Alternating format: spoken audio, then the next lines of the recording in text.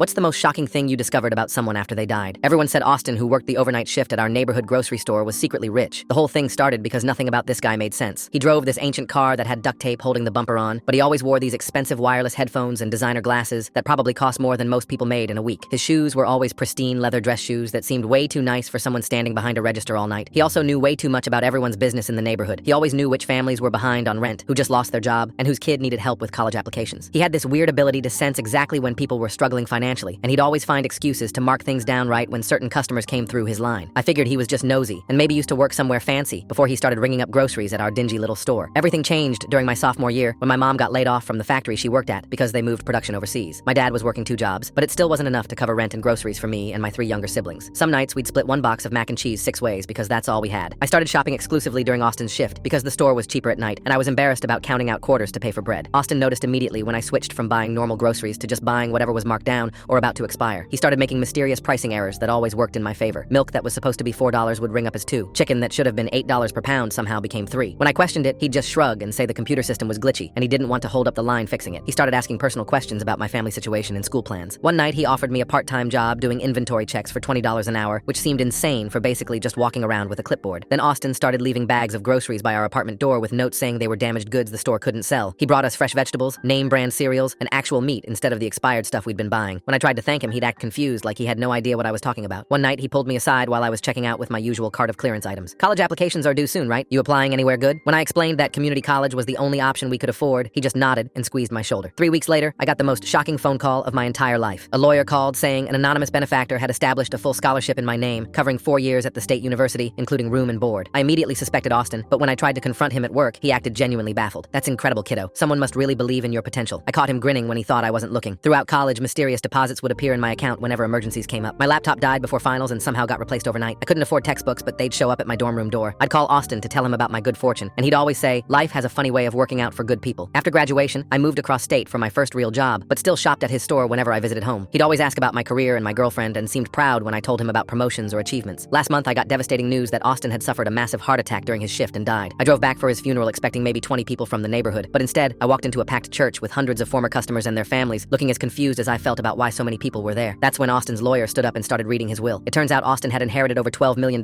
when his wealthy uncle died 15 years earlier. He could have retired and lived anywhere but chose to keep working the overnight shift because he genuinely cared about helping struggling families in our community. The lawyer revealed he had covered college scholarships, medical bills, rent payments, and grocery subsidies for over 300 families. Through tears, the lawyer explained Austin had been personally covering the cost difference on marked down groceries and paying for everything else out of his own pocket. He'd made the lawyer promise to keep it secret until after he died because he never wanted recognition. He just wanted to make sure no family's dreams got crushed by poverty.